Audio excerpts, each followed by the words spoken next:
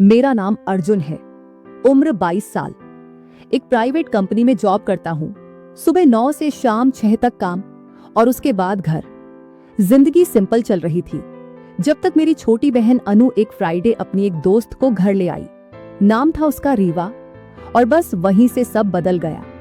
रीवा को मैंने पहली बार देखा तो कुछ खास महसूस नहीं हुआ, पर उसका चलने का तरीका, उसकी आंखों में एक तेज खामोशी थी, जैसे वो किसी और दुनिया से हो। वो मेरी बहन के साथ हंस रही थी, लेकिन जब उसकी नजर मेरी नजर से मिली तो मुझे लगा जैसे उसके स्माइल के पीछे कुछ और था, एक लेयर जो सबको नहीं दिखाई जाती। शाम को माँ ने चाय बनाई। मैं हॉल में था, रीवा और अनु किचन के पास बैठी थी। मैंने कैजुअली पूछा, तुम दोनों कॉलेज में क्या पढ़ते हो? रीवा ने हल्की सी स्माइल दी, साइकोलॉजी ऑनर्स। उसने आंखों में आंखें डालकर जवाब दिया, बिना झुकाए। उस वक्त लगा उसका जवाब मुझे समझाने के लिए था, सब्जेक्ट का नहीं। रात को सब डिनर टेबल पर थे, नॉर्मल बातचीत हो रही थी, लेकिन रीवा हर बात पर मुझे थोड़ा देखती। पर हर बार जब मैं उसकी तरफ देखता, वो नजर हटा लेती। मैं कंफ्यूज था, या शायद क्यूरियस। अनु और माँ दोनों अपने रूम में चले गए थे। मैं हॉल में था, टीवी चल रहा था, पर मैं देख कहाँ रहा था। तभी उसके कदमों की आहट आई। वो किचन से बोतल और एक पेन किलर लेकर आई। हल्का सा नाइट ड्रेस पहना था, एक सफेद कॉटन, जिसमें उसके कंधे और कॉलर बोन थोड़े दिख रहे थे। अर्जुन भैया, उसकी आवाज नरम थी, लगभग फुसफुसाहट। मुझे थोड़ा सिर दर्द हो रहा है और शायद पैर भी सूज रहा है। मैंने बोला, माँ को बुलाऊं? उसने हल्की सी आंखों से मना किया, नहीं माँ सो गई ना, बस थोड़ा सा दबा दे। वो आई, मेरे सोफे के सामने बैठ गई। पहले तो पैर जमीन पर ही थे, फिर धीरे से उसने पैर सोफे पर रख दिए, मेरे पास, बस एक कुशन दूर। तेरे हाथ गर्म होते हैं ना? मुझे लगा उसने बस कैजुअली पूछा, पर जब मैंने हाँ बोला, उसने धीरे से अपना पैर मेरी जांघ के करीब खिसका दिया। थोड़ा दबा दे, बस हल्के हाथों से। मुझे लगा ये पल कुछ और कह रहा है। मैंने हाथ रखा। उसकी स्किन सॉफ्ट थी, पर थोड़ी गर्म। वो छुपकर मुझे देख रही थी, जैसे मैं टच करता जाऊं और वो ऑब्जर्व करती रहे, बिना कुछ बोले। उसने एक लम्हा आंख बंद की और बोली, तेरे हाथ अच्छे लगते हैं। मैं कंफ्यूज हो गया। हाथ? वो मुस्कुराई। हाँ, सबके हाथ अलग होते हैं, लेकिन कुछ हाथों में तसल्ली होती है। और उस पल मुझे लगा, ये बस मालिश नहीं थी, ये एक खेल था। लेकिन कौन जीत रहा था, ये समझ नहीं आया। उस रात मैंने उसके पैर दबाए, लेकिन दिल मेरे हाथों से तेज दौड़ रहा था। उसने कुछ नहीं कहा, लेकिन वो एक टच को इतना स्लो फील कर रही थी, जैसे उसका हर सेल मेरे कांटेक्ट से रिस्पॉन्ड कर रहा हो।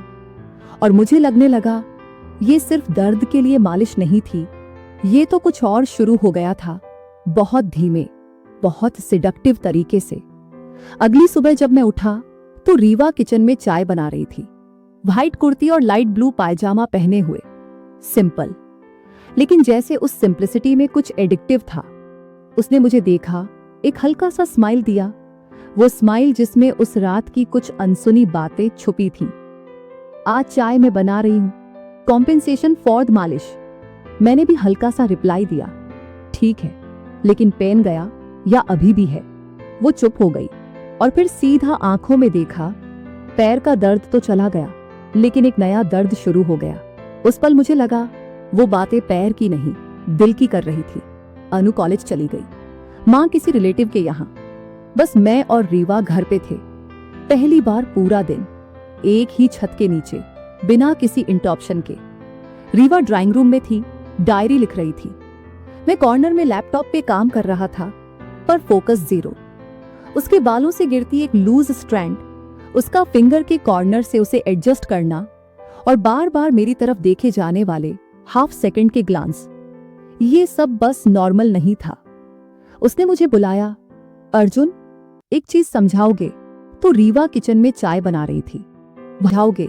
मैं पास गया। वो अपनी डायरी का एक पेज दिखा रही थी, लेकिन मैं सिर्फ उसकी नेक देख रहा था। थोड़ा सा वेट था, शायद उसने बाल धोए थे। ये लाइन का मतलब क्या है? वो एक कोट था, Some people touch your life like a breeze but stay like a storm।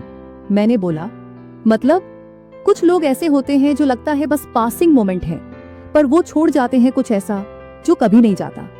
वो थोड़ा पास हो गई, सिर्फ 6 इंच दूर, जैसे जैसे कोई पेनकिलर वाली रात। मैंने हल्की सी स्माइल दी। वो फ्रीज हो गई, फिर शर्मा की आंख झुकाई, लेकिन उसकी चीक्स लाइट पिंक हो गई थी। दोपहर में वो शॉवर ले रही थी और मैं अपने कमरे में था। तभी वॉशरूम का दरवाजा खुला।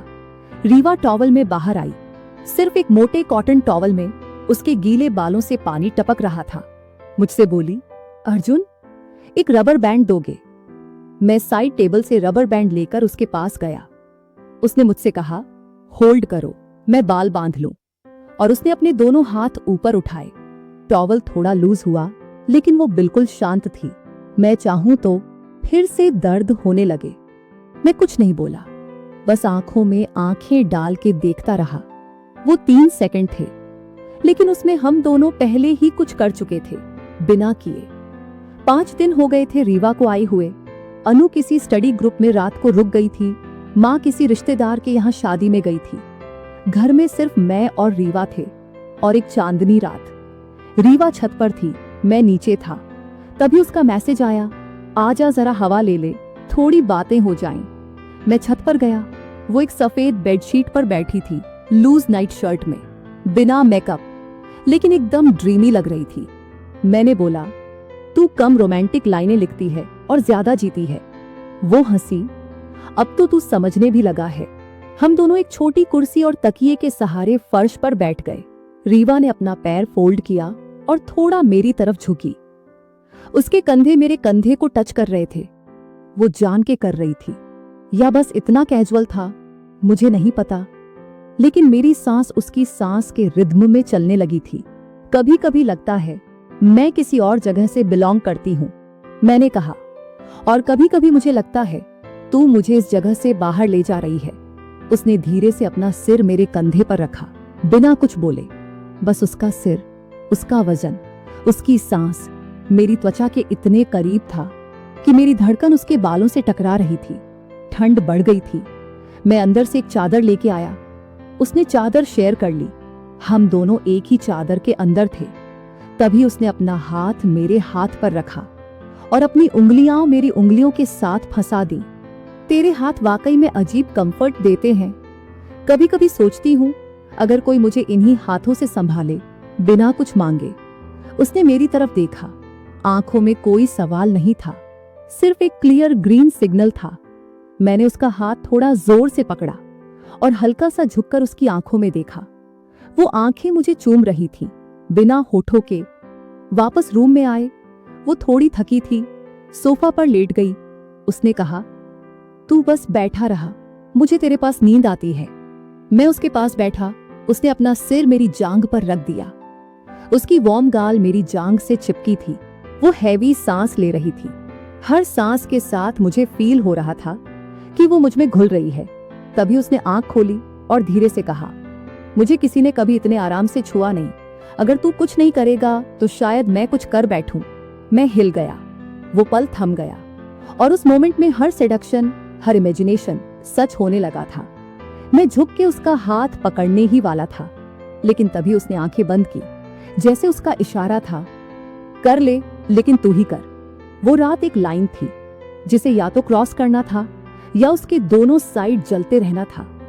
वो अब भी मेरी जांघ पर सिर रखे लेटी थी, लेकिन उसकी बॉडी अब और रिलैक्स थी, जैसे वो मुझ में डिसॉल्व हो गई हो। मैं उसके बालों को धीरे धीरे सहला रहा था। हर बार जब मेरी उंगलियां उसके स्कैल्प को छूती, वो थोड़ा सांस छोड़ती। तभी उसने आंखें खोली, मुझे देखा और बस एक लाइन बोली, मुझे कभी किसी लड़के के इतने करीब होने का डर नहीं लगा। मुझे लगा मैं कुछ बोलूं, लेकिन शब्द तो गले में फंस गए। मैंने सिर्फ उसका चेहरा अपने हाथों में लिया, हल्के से, जैसे वो टूट ना जाए, और वो हिली भी नहीं। मैंने धीरे से उसका हाथ पकड़ा और उसकी हथेली पर अंगूठे से सर्कल्स बनाना शुरू किया। वो ब्रीदिंग थोड़ा तेज थी, पर कंट्रोल में। मैं उसकी अंगुलियों को फील कर रहा था, एक एक रिज, एक एक वार्मथ। उसके कंधे पर मेरा हाथ गया। वो सिहर गई, पर रुकी नहीं। तभी उसने आंखें बंद की और हल्का सा बोली, मैं अंदर से हिल चुकी हूं अर्जुन। कभी कभी किसी की बाहों में बिखर जाना किसी गलत फैसले से ज्यादा सुकून देता है। और उस पल मुझे लगा, अगर मैं उसका हाथ छोड़ दूं तो शायद वो बिखर जाएगी। मैं उसका चेहरा धीरे से सहला रहा था। वो आंखों से मेरी उंगलियों का पीछा कर रही थी। तभी उसने हल्का सा मुस्कुराकर कहा, तुझे डर लगता है मुझसे, है ना? मैं चुप हो गया। लेकिन मुझे नहीं लगता, तो अगर तू रुक रहा है तो सिर्फ अपने लिए। वो झुकी और अपना हाथ मेरी गर्दन के पीछे रखा और धीरे से मुझे अपनी ओर खींचा। वो किस नहीं थी, पर उसके माथे ने मेरा माथा छुआ और उसने बंद की तरह कहा, अब तू कुछ ना बोल, बस वही कर जो तेरे हाथ बोल रहे थे। मैंने धीरे से उसका हाथ पकड़ा और उसकी हथेली पर अंगूठे से सर्कल बनाना शुरू किया। वो सांसें थोड़ी तेज ले रही थी, पर कंट्रोल में थी। मैं उसकी उंगलियों को महसूस कर रहा था, एक एक रेखा, एक एक गर्माहट। उसके कंधे पर मेरा हाथ गया। वो सिहर गई, पर रुकी नहीं। तभी उसने आंखें बंद की और हल्का सा बोली, मैं अंदर से हिल चुकी हूं अर्जुन। कभी कभी किसी की बाहों में बिखर जाना किसी गलत फैसले से ज्यादा सुकून देता है। और उस पल मुझे लगा, अगर मैं उसका हाथ छोड़ दूं तो शायद वो बिखर जाएगी। वो उठी और अपने रूम में चली गई। मैं कंफ्यूज था, कुछ करना था या कुछ नहीं करना था। तभी उसने मुझे बुलाया, तेरे हाथ से चाय पी है, तेरे हाथ से दबवाया है, आज बस पास बैठ, मुझे नींद आएगी। मैं उसके रूम में गया। वो बिस्तर पर किनारे बैठी थी, मैं भी कोने में बैठ गया। दोनों एक दूसरे की तरफ मुंह किए हुए। हमारे बीच एक तकिए का फासला था, लेकिन आंखों में कोई फिल्टर नहीं था। वो धीरे से बोली, तुझे मालूम है, जब एक लड़की किसी लड़के के साथ बिस्तर शेयर कर लेती है, बिना शब्द, बिना जबरदस्ती, तो इसका मतलब क्या होता है? मैं चुप रहा। भरोसा और तलब। उस रात हम दोनों एक ही बिस्तर पर थे। कोई हाथ नहीं बढ़ा, कोई चुंबन नहीं हुआ, पर जो हुआ वो किसी फिजिकल कनेक्शन से ज्यादा पावरफुल था। मैं उसके पास था, उसकी सांसों का हिस्सा बन चुका था, और अब वो किसी और की नहीं थी। हम दोनों एक ही बिस्तर पर थे, चादर एक थी, सांसें अलग नहीं थी। उसने मेरी तरफ पीठ कर ली थी, लेकिन उसकी उंगलियां चादर के नीचे धीरे धीरे मेरी उंगलियों को छू रही थी। हर टच एक इजाजत जैसा लग रहा था, हर सांस एक इकरार जैसी। मैंने धीरे से उसका हाथ पकड़ा। उसने धीरे से अपनी उंगलियां मेरी हथेली में लपेट ली और बस इतना कहा, अर्जुन, आज रुकना नहीं। मैं उसकी पीठ के पास था, उसकी गर्दन के पास से बाल हटे हुए थे। मैंने बिना बोले अपने होंठ उसके कंधे के पास ले जाकर बस एक सांस भर दी। वो कांप गई, फिर वो पलटी और मेरी छाती पर अपना सिर रख दिया। मैं तुझमें खोना चाहती हूं, और अगर तू ना खोया तो मैं अधूरी रह जाऊंगी।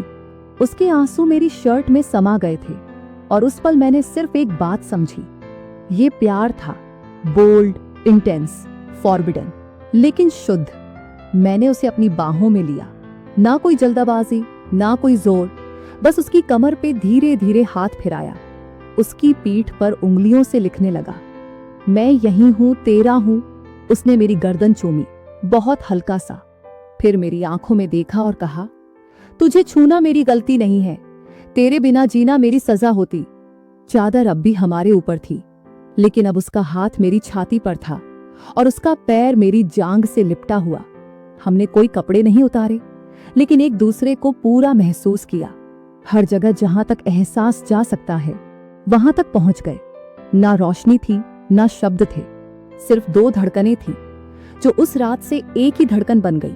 सुबह जब आंख खुली तो वो अब भी मेरी बाहों में थी, मुझे देख रही थी, मुस्कुरा रही थी।